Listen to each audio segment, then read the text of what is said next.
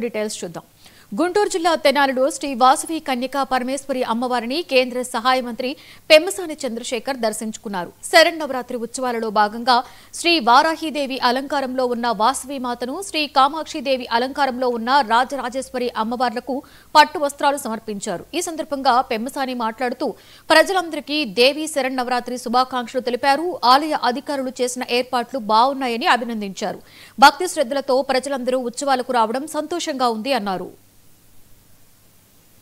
శుభాకాంక్షలు తెనాలి ప్రాంత ప్రజలందరికీ కూడా, అదేవిధంగా కన్యకా పరమేశ్వరిని పూజించే వారందరికీ కూడా మనస్ఫూర్తిగా శుభాకాంక్షలు.